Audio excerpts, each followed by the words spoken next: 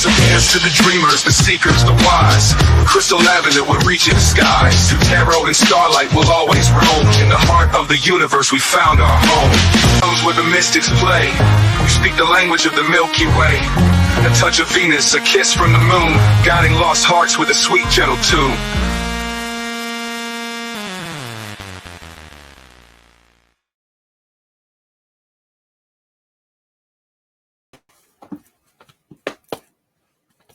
Hello, hello. Hi, Taurus. Welcome here. Welcome back. Good morning, good night, good afternoon, whatever part of the world you're on, whatever time you're watching this video. This is your end of May reading. Woo, woo, the last week of May. What you going to do with it? This is your choose your own adventure story. What you going to do with your last week of May? Time's going, phew, phew, phew, boop, boop. All right, so before we get started, we are going to talk about this. This is my book. It is called Say You Love, and it is a testimony of triumph over the darkness of childhood, SA, and addiction, all right?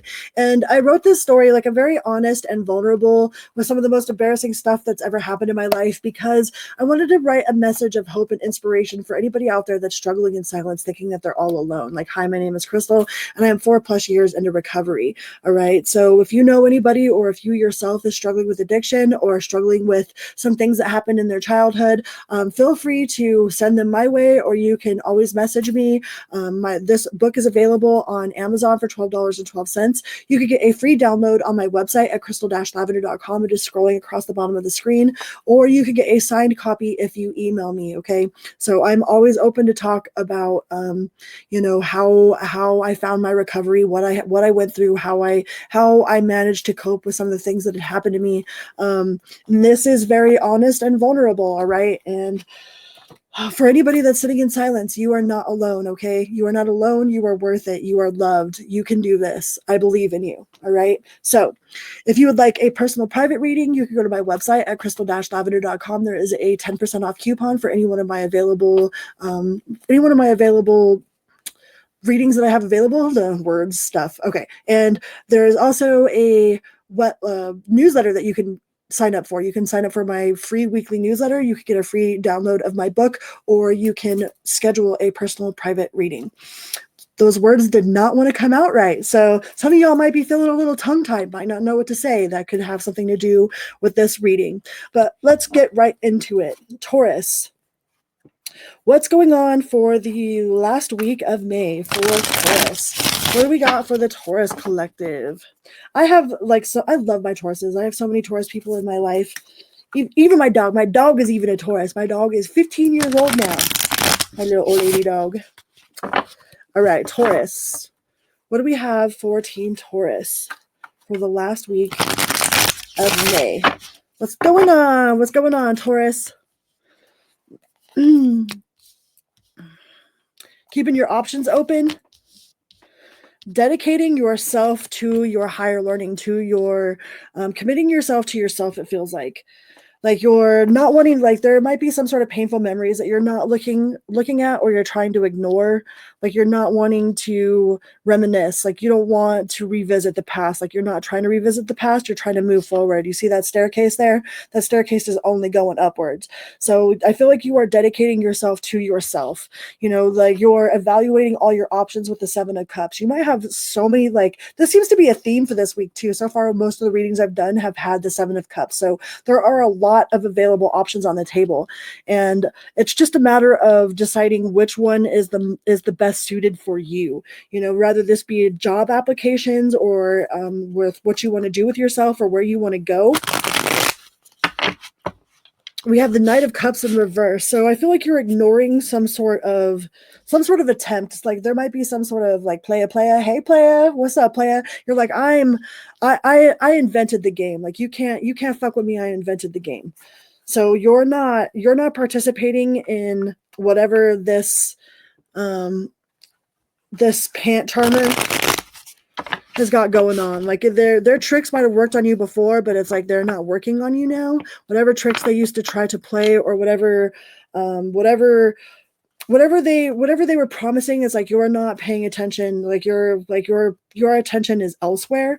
Your attention is on more, like you're working on creating a better version of you, on learning a better version of you, of establishing a better version of you, of being committed to your higher self, to your higher learning. You know, I think you might have once closed your options off, but it's like now your options are, like you're revisiting some of your options, but you're throwing the white towel in as far as this other person, whatever this past person is, the Six of Cups here. It's like you're no longer wanting to reminisce. You're no longer wanting to hold on to any of whatever Mr. Romeo had going on, whatever sort of, like, look, there's even a white horse in the background. Like, I feel like this person was really good at talking, but not a lot of showing. It's like they said a lot. Like, I mean, and anybody could say, people can say whatever they want. You know what I mean? And that's the hard thing about words. It's like actions always speak louder than words. And this person's actions were not matching up with their words. So yeah, you're letting that go. You're letting that go. You're prioritizing yourself. It's like you've got too much going on for yourself to be interested in whatever this these empty promises over here. Kitty, don't do it. Hi, Pixie. Come here. If you're gonna come up here, come up here. Come here. Come here. So Pixie says the Eight of Cups, walking away. Like, you've made up your mind. You're not putting up with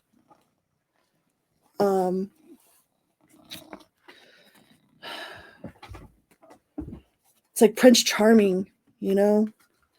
Prince Charming says all the right things and looks the right way and, you know, makes you feel a certain way, but when it boils down to it, it's like it's all smoke and mirrors, you know? Like, maybe that's the person that they really want to be,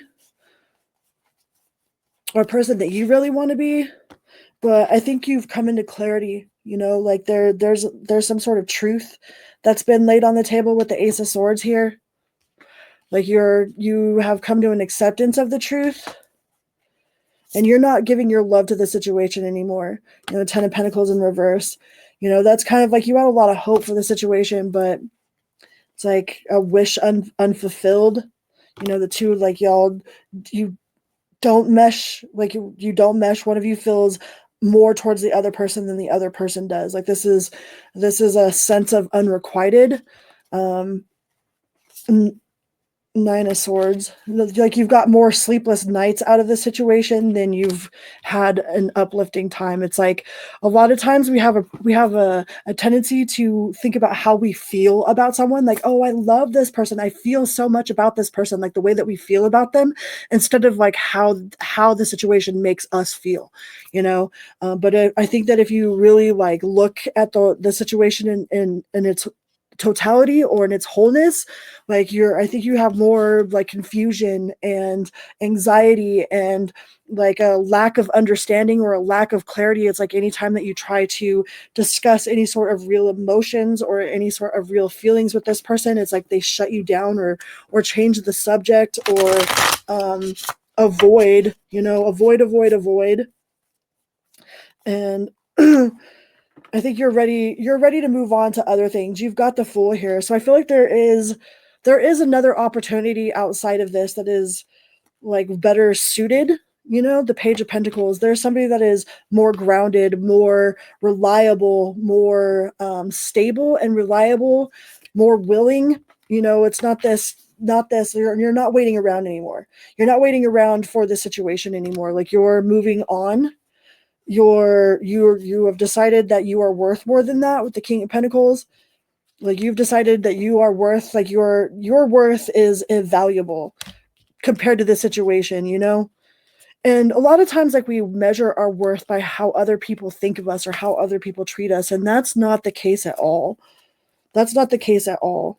You know, like, you are still growing. You're still working on yourself. You're still becoming the best version of yourself. You know, you've done a lot of work. You've done a lot of internal work. You've done a lot of external work. You're doing the best that you can, right? And that's all that we can do. Like, don't Don't let some knight in shining armor over here dictate what your true value is, because your true value isn't measured in the way somebody else perceives you. Your true value is measured in your perception and your ability, okay? Because you are the emperor. You are the king of your castle. You're the one that holds the keys to your experience. There's no one else that could tell you what your experience, why you're experiencing what you're experiencing, except for you.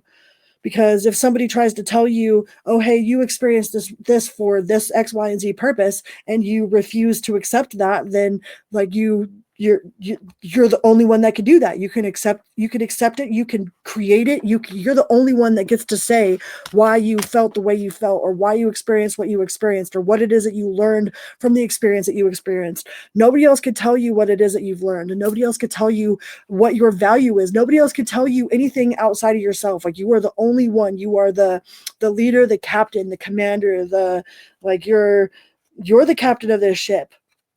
And I feel like you're ready to step into something else. Knight of Wands. You're ready to step into something that is a lot more passion. There's a lot more passion, is more of equal give or take, you know. I feel like there has been some healing, some rest, some recuperation. Eight of Pentacles and the Eight of Wands. So whatever it is that this new situation that you've got going on is going to move really fast. This new situation, like this past, like you're done, you're Ten of Swords, you're thrown in the white towel. You're not looking back on any sort of past situation. It's like you're just trying to heal from that, and move on to bigger and better things. And after some time and some healing, you've got the Fool card and you've got the Eight of Wands. So whatever comes around next, or whoever you've got, Ace of Pentacles, whatever this new start is going to move super fast. It's going to go straight to the moon. All right, straight to the moon. You could be worried that they are that they're a player, and that it's going to come crumbling down with the Tower cards, sudden and abrupt. But not all towers are bad. Sometimes it's an awakening towards, oh, like, wow, I did not know I had this option, and now I have this option. It's just like this sudden awareness of your ability or your worth or your value. It's like you just suddenly know. But for some of you could be a little bit worried that whoever is like that, you're dealing with the player. If you're worried that you're dealing with the player, those are the cards for deceit and liar. And